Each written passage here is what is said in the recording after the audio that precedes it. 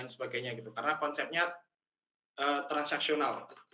Jadi kalau semisal teman-teman pernah buka, simpel contohnya ya, teman-teman pernah buka, Tokopedia, terus teman-teman beli sebuah barang gitu misalnya, nah ini datanya kan berubah-ubah nih, paket 25 macam, sayuran pemula gitu. Ini mungkin bisa disimpan di, relasional DB gitu. Karena di situ ada data katalognya,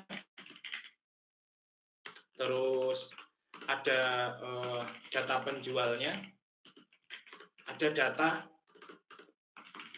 reviewnya dan lain sebagainya. Ini kan saling, terelasi satu dengan yang lain. Nah, tetapi kalau teman-teman sekilas pernah lihat teman-teman tambahkan keranjang, misalnya teman-teman tambahkan keranjang terus beli, lihat riwayat produknya gitu. Nah, riwayat produk itu biasanya akan disimpan dalam bentuk non relasional, non relasional DB. Karena datanya udah nggak bakal berubah. Jadi datanya ya data pembelian saya, beli bunga gitu misalnya, ya pasti datanya itu, gitu.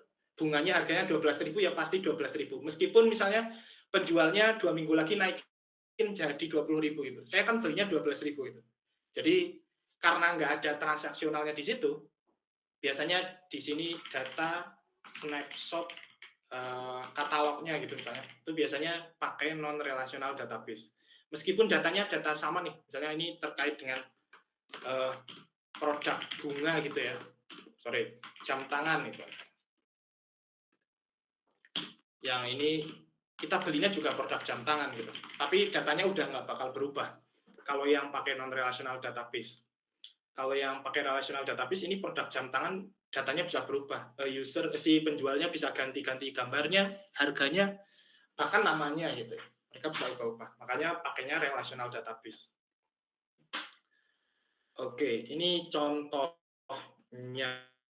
Nah, misalnya kalau misalnya contoh Postgre, eee, MySQL gitu ya, misalkan, kalau non relasional ini ya mungkin Mongo, terus konsep key value yang Redis, tapi misalnya ini yang non in memory case ya, gitu. Jadi contohnya itu. Jadi kalau yang atas konsepnya lebih kolom, baris dan kolom gitu. Kalau yang ini biasanya konsepnya lebih ke files atau key value. Oke, ini tentang database. Terus deployment. Deployment ini tempatnya bisa banyak. Teman-teman bisa setup server sendiri atau sebutnya misalnya on-premise server gitu ya. Atau teman-teman bisa pakai cloud provider. Kalau nggak salah di decoding dengan AWS ya, pakai AWS gitu.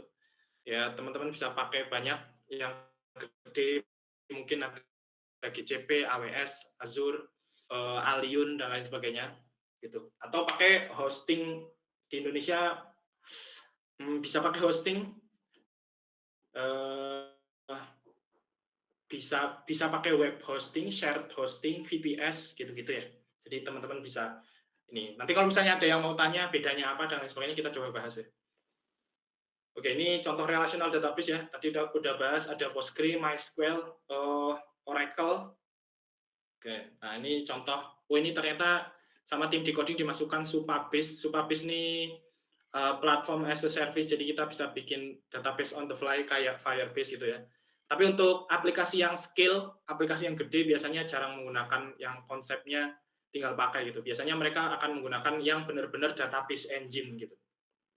Kalau ini kan benar-benar RDBMS gitu ya, database engine MySQL, Mongo dan lain sebagainya. Kalau ini adalah tools yang wrap, nah ini ada tulisannya ya, Supabase di balik layar menggunakan Postgre gitu. Jadi rata-rata proyek yang gede tidak menggunakan apa ya, hal-hal instan begini gitu sih. Oke, karena apa ya? Karena ini. Ketika as a backend engineer kita perlu jadi kita mindsetnya bikin software dengan skill yang gede gitu ya. Kalau arsitek kita nggak bikin rumah kecil tapi Coba kita misalnya disuruh bikin stadion, bikin Burj Khalifa kayak gimana caranya dan lain sebagainya. Hal-hal yang jadi concern yang pertama security. Security ini penting. Mungkin teman-teman sering atau pernah dengar, sering ya, lebih ke sering sih. Data kehack dan lain sebagainya, data penjualan bocor, m-banking, tiba-tiba ada transaksi dan lain sebagainya ya.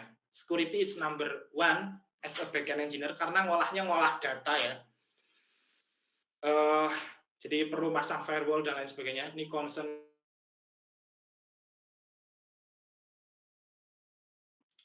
Terus skalabilitas ya. Ketika misalnya teman-teman punya aplikasi, pengen di scale biar cepat dan lain sebagainya, biar aplikasinya cepat dan lain sebagainya, ya teman-teman harus mikirin scalability, termasuk tadi penggunaan framework, penggunaan tools, REST, kenapa ini itu juga cukup penting ya. Terus performance, jadi ketika di traffic 10 user per second dengan traffic 100 user per second harusnya tidak drop dan lain sebagainya, itu juga hal yang perlu jadi concern gitu ya. Kayak misalnya kalau kita ngomongin yang gede-gede, yang sering kunjungan gede, misalnya e-commerce di daily basisnya misalkan kunjungannya per menitnya 40 user gitu. Tapi ketika flash sale per menitnya bisa 1 juta user. Nah, itu gimana cara ngatasinya dan lain sebagainya. Itu jadi tantangan gitu ketika as a backend engineer. Terus reliability, yaitu tadi ketika misalnya kunjungannya gede, nggak mau mati gitu. Misalnya teman-teman biasanya kalau di kampus paling sering adalah KRS-an ya. Aku nggak tahu istilahnya apa ya, mungkin KRS-an ya. Misalnya di tempat Mas Ainul Rozi nggak bisa ngisi KRS, di Mas Muhammad Lukmanul bisa ngisi KRS dan lain sebagainya. Itu artinya sistemnya nggak reliable.